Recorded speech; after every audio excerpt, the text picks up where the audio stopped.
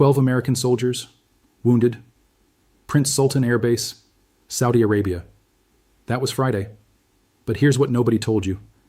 That was the third strike on that exact facility in 7 days.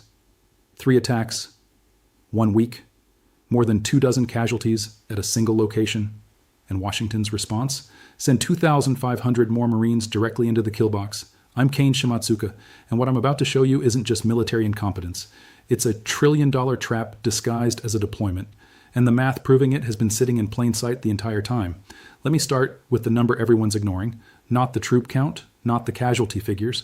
The number is this. America is now bleeding more money per week in economic damage than Iran spends on its entire military in a year, every week, and it's accelerating. That's not hyperbole from a defense analyst trying to generate clicks. That's the arithmetic of what happens when you let an adversary turn geography into a weapon while you're still thinking in terms of firepower. Iran closed the Strait of Hormuz 4 weeks ago. 1/5 of global oil supply choked off at a 21-mile choke point, but that was only move 1. Saturday morning, Yemen's Houthis entered this war with a ballistic missile launch at Israel. Militarily, intercepted, no casualties. Strategically, earthquake, because now we're not talking about one strait, we're talking about 2. Hormuz in the east, Bab al-Mandeb in the west. The Houthis control Yemen's Red Sea coast, which means they control the 18-mile gateway between the Red Sea and Indian Ocean. The name literally translates to Gate of Tears. When Iran sealed Hormuz, Saudi Arabia rerouted everything through a pipeline to Yanbu port on the Red Sea. Oil loadings there more than doubled. The Red Sea became the only functioning lifeline for Gulf energy exports. And then the Houthis announced that closing Bab al-Mandeb is a viable option. 2 straits. If both become high-risk transit zones simultaneously, there is no alternative route for Middle Eastern oil to reach global markets without adding 10,000 nautical miles and 3 weeks to every voyage. Crude is already above $100 per barrel. American gas prices are approaching $4 per gallon. The S&P 500 just posted its 5th consecutive losing week, and this was before the Houthis fired their first shot of this conflict.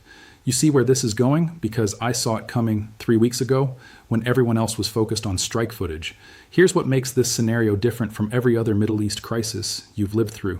In 2019, when Houthis hit Saudi Aramco facilities at Abqaiq, oil spiked 15% overnight, then normalized within weeks.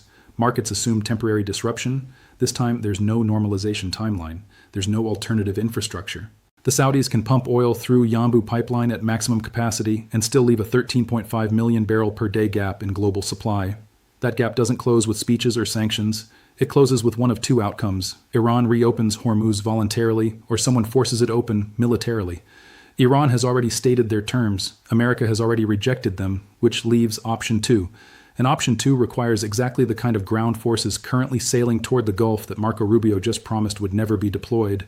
Now layer in what's happening to forward deployed American forces. Prince Sultan Air Base sits 60 miles south of Riyadh. It's a Saudi installation the U.S. uses as a staging platform for operations over Iran. Friday's attack involved 6 ballistic missiles and 29 drones in a single salvo. The air defense is there, Patriot batteries and THAAD interceptors are being overwhelmed, not by precision, by volume. Iran isn't trying to destroy that base with one decisive blow, they're grinding it down, salvo after salvo, forcing American systems to expend interceptors costing $3 to $4 million each against drones Iran builds for $50,000. The math of attrition warfare runs one direction, and it does not run toward Washington. The UAE has absorbed 398 ballistic missiles, 15 cruise missiles, and 172 drones since late February. Kuwait International Airport got hit, radar knocked out. Oman, a neutral mediator, took 2 drone strikes at Salalah port. Iran claimed they targeted a U.S. support vessel while respecting Omani sovereignty. Saudi Arabia is intercepting missiles over Riyadh. Bahrain is putting out fires. The entire Gulf Cooperation Council is taking fire. 6 of the richest nations per capita on Earth, all under sustained bombardment. And into this environment, the Pentagon is deploying 2,500 Marines and 1,000 paratroopers from the 82nd Airborne. Secretary of State Marco Rubio stood in front of reporters Friday and said the United States can achieve all objectives without ground troops. The war would conclude within weeks. These deployments, he said, are designed to ensure maximum opportunity to adjust to contingencies should they emerge. Read that phrase again. Maximum opportunity to adjust to contingencies should they emerge. That is not the language of a government that knows how this ends. That is the language of a government building infrastructure for a decision it hasn't made yet, but is preparing to execute. The 2,500 Marines in transit are that infrastructure. Here's what Rubio won't say. The 82nd Airborne doesn't deploy for hypotheticals. The 82nd Airborne deploys to seize territory. That is their doctrinal mission. That is what those paratroopers train for every day at Fort Liberty. You don't put them on transport aircraft headed for the Persian Gulf to sit in air-conditioned hangars monitoring developments. They're going because someone is planning to take ground. And while those Marines are sailing toward the Gulf, Iran just rejected America's 15-point ceasefire proposal. They issued their own 5-point counter.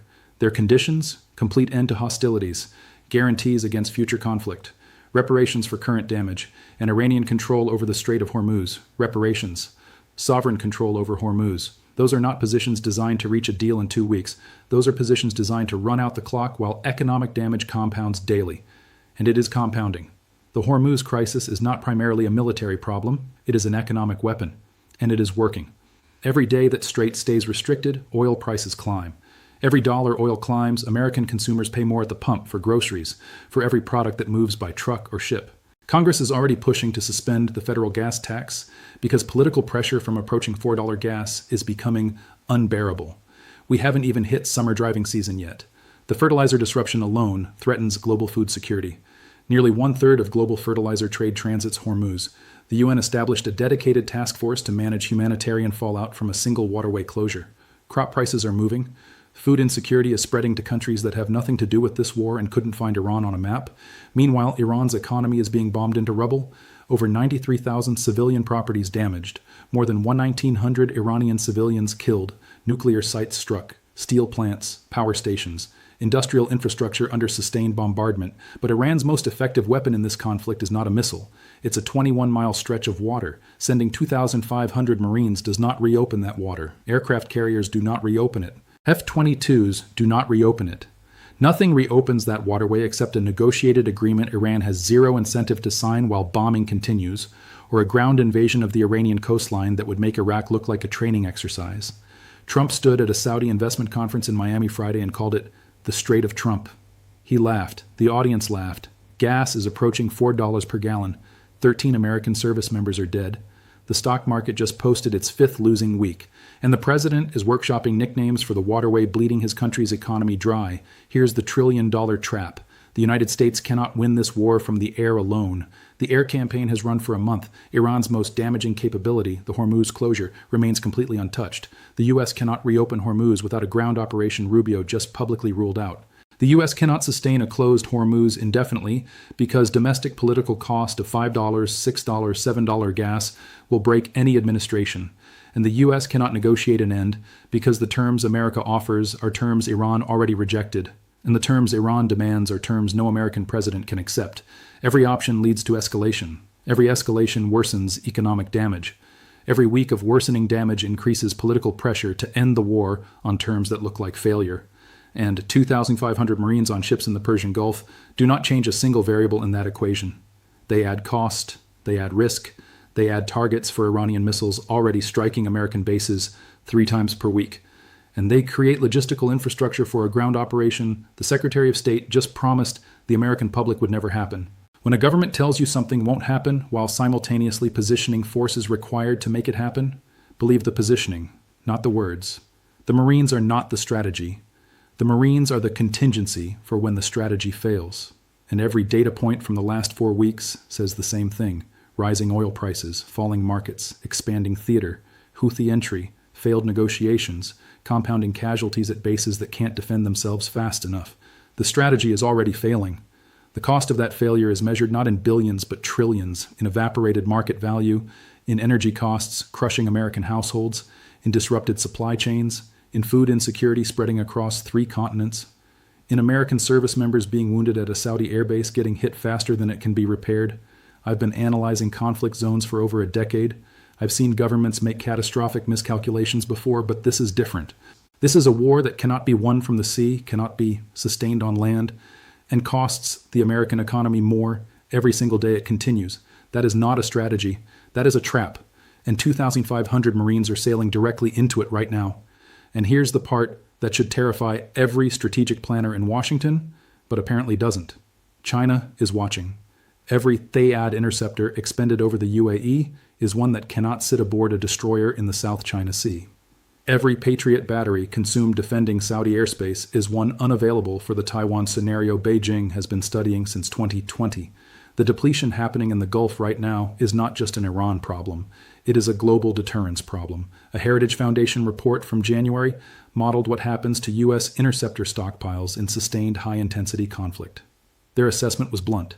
High-end interceptors would likely be exhausted within days against a peer adversary. Some systems depleted after just 2 to 3 major salvos. We are watching that stress test happen in real time against Iran, and Beijing is taking notes.